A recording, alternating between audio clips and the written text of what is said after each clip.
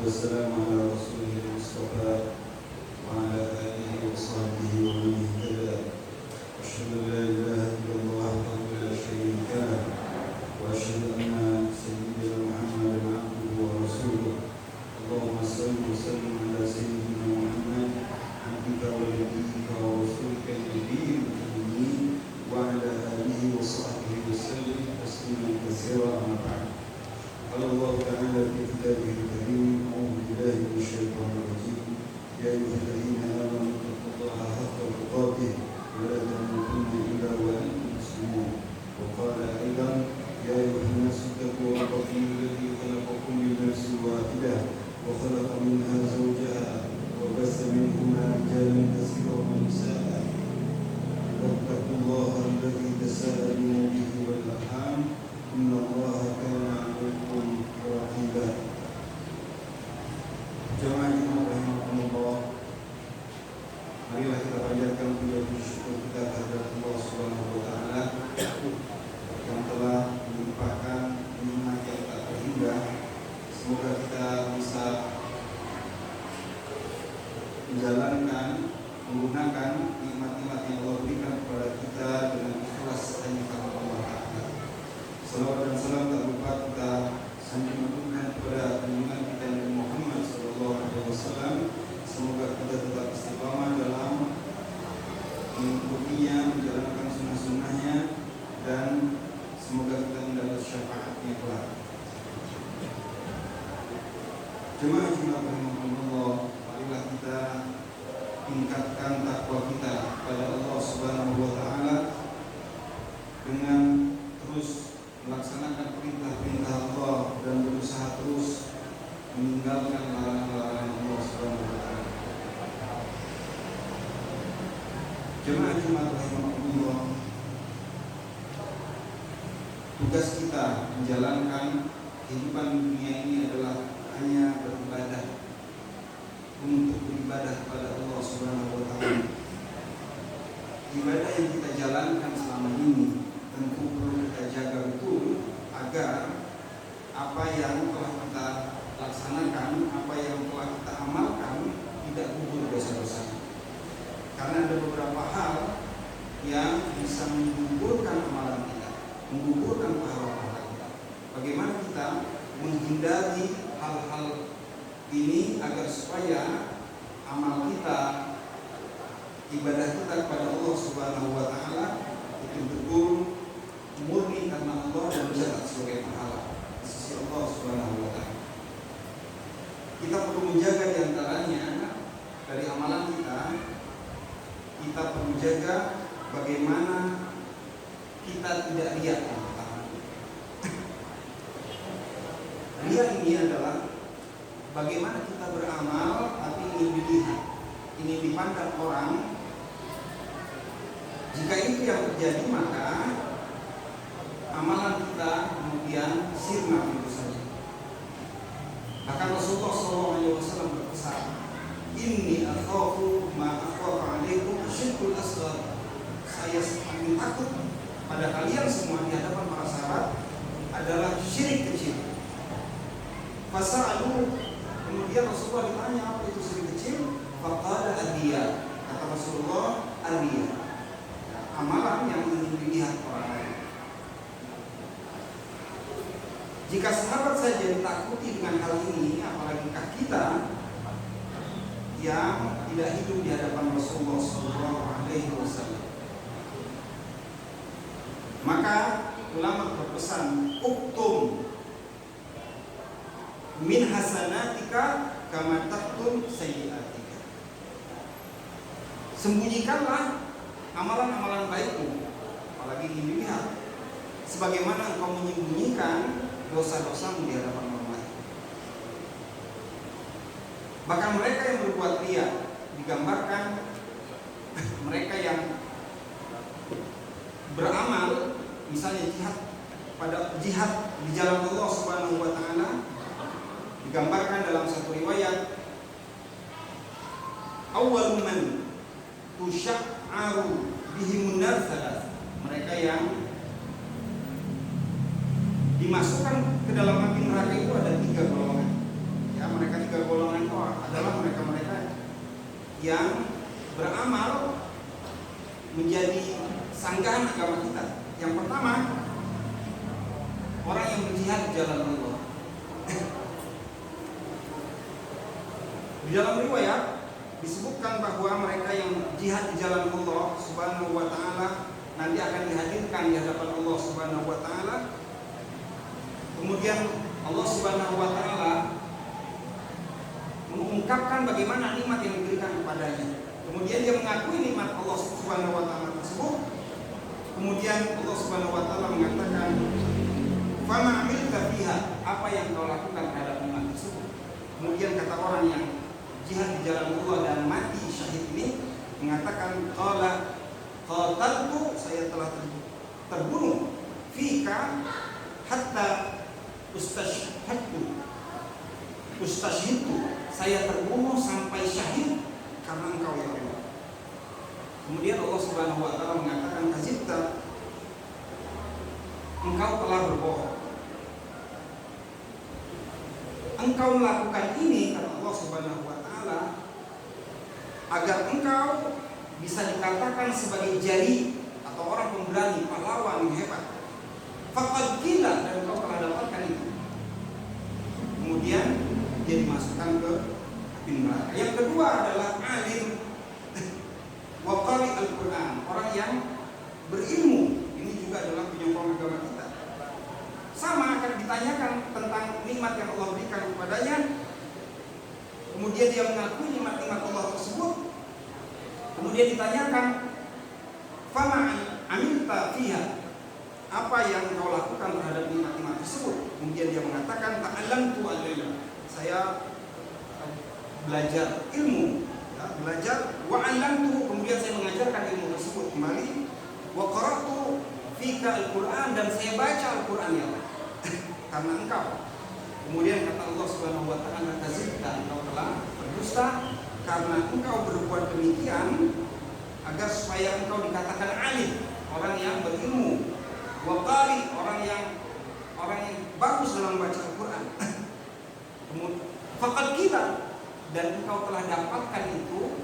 Kemudian orang alim ini juga digiring ke api neraka. Dan yang ketiga adalah orang yang dermawan. Disebutkan juga bahwa bagaimana Allah tanyakan bagaimana engkau menggunakan nikmat yang telah Allah berikan, karena dia diberikan kelapangan harta. Kemudian orang dermawan ini mengatakan, man taraktu min sabil tuhid an yunfaqa fiha illa anfaqtu fiha la. Saya tidak sisakan, saya infakkan semua apa yang telah engkau berikan ya Allah. Kemudian disebutkan kata Allah Subhanahu wa taala, kazibta, engkau telah berdusta, engkau melakukan itu karena agar supaya engkau dikatakan jawad, orang yang dermawan. Faqad qila, dan engkau telah dapatkan itu. Kemudian dia digiring ke neraka. Inilah bagaimana bahayanya riya ini. Sum'ah juga demikian, sama dengan riya, yaitu ingin didengar oleh orang lain. Untuk itu Rasulullah sangat takut di hadapan sahabatnya, karena ini bisa menyerang kita di amalan-amalan kita sehari-hari. Tidak hari ini besok, tidak besok lusa.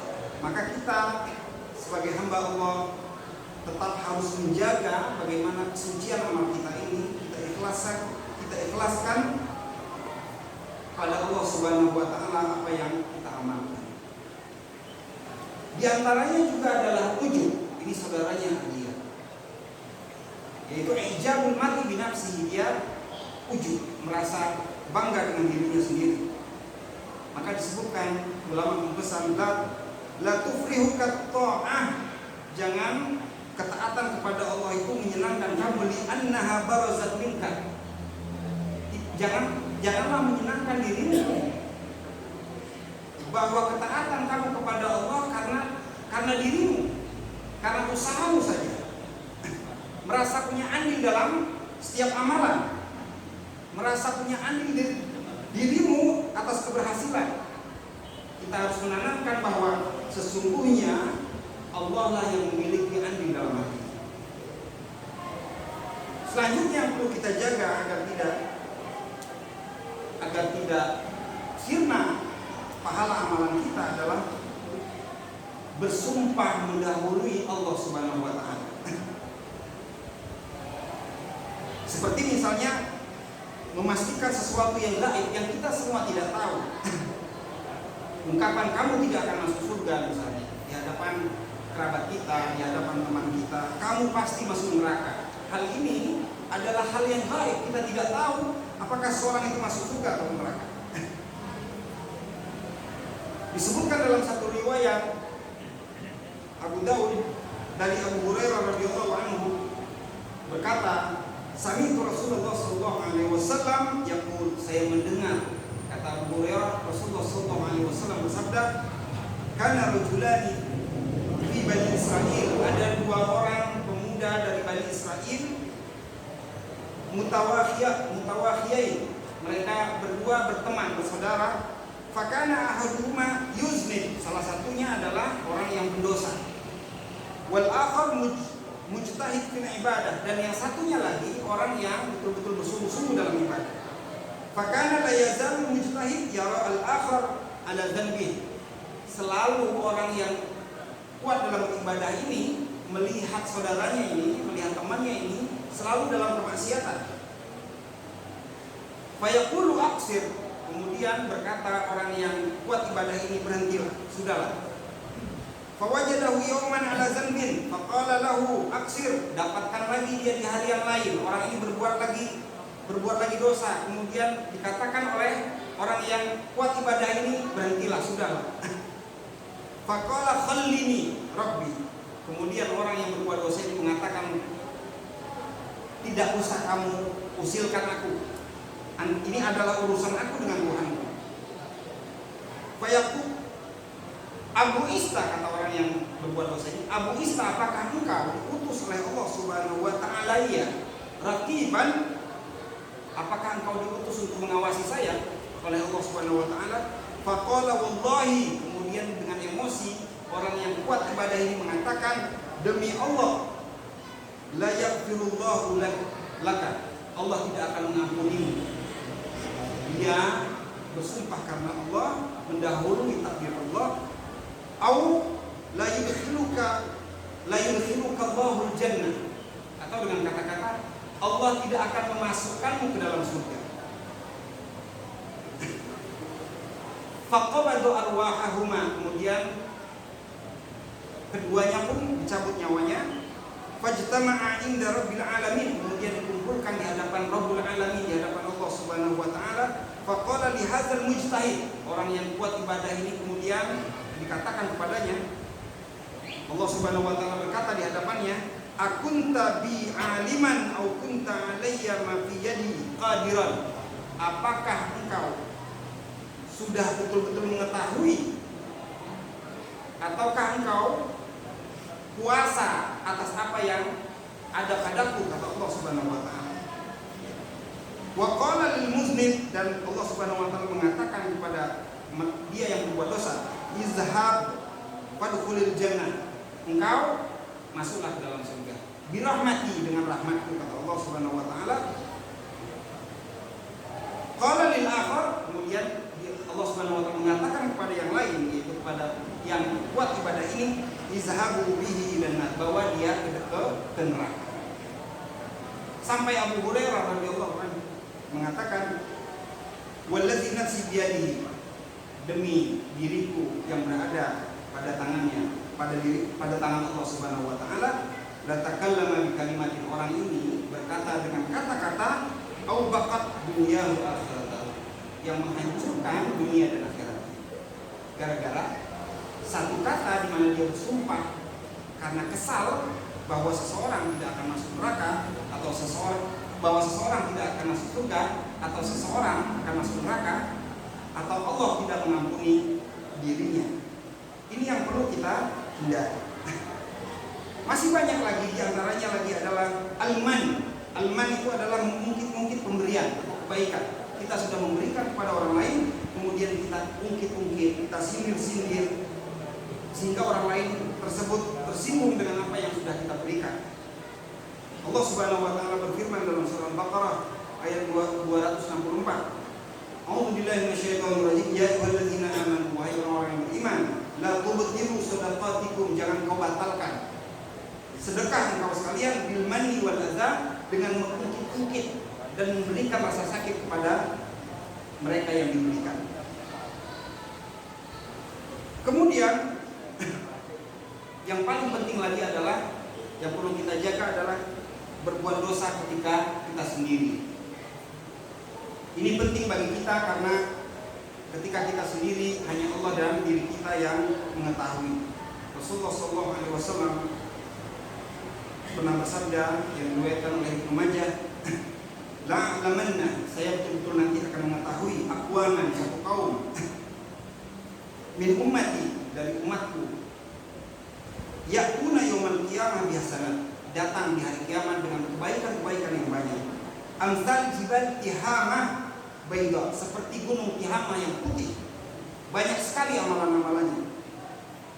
Fayaj'alu Allahu azza wa jalla haba'an mansura, kemudian Allah menjadikan semua amalan-amalan tersebut seperti kapas yang terbang, seperti debu-debu yang terbang begitu saja. Qala Thauban, kemudian Thauban mengatakan, berkata kepada Rasulullah, ya Rasulullah, sifhum lana, ya Rasulullah, siapa mereka? Tolong beritahu kami siapa mereka itu. Jillahum lana, tolong terangkan siapa mereka itu. Alla nakuna minhum, supaya kami tidak seperti mereka. Wa nahnu la na'lam, sedangkan kami tidak mengetahui ya Rasulullah. Thauban menanyakan kepada Rasulullah. Qala amma innahum ikhwanukum, mereka itu adalah saudara kalian semua. Wa min jildatikum, dari sama seperti kalian juga. Wa ya'khuduna minal lail kama ta'khudun, mereka bangun malam sebagaimana kalian bangun malam. Walakinnahum, akan tetapi mereka aqwam, satu kaum, iza khalau, apabila mereka menyendiri,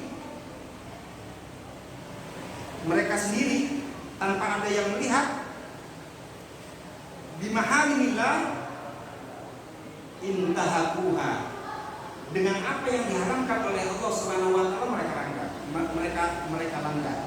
Untuk itu kita jaga diri kita, karena kondisi sekarang ini semua maksiat pasti masuk ke rumah-rumah kita dalam kondisi sekarang ini, kondisi global sekarang ini. Semoga Allah Subhanahu wa taala menjaga kita, menjaga amalan kita, sehingga amalan kita betul-betul lillahi ta'ala dan kita mendapatkan pahala sebagaimana yang kita harapkan. Barakallahu wa lakum fil Qur'anil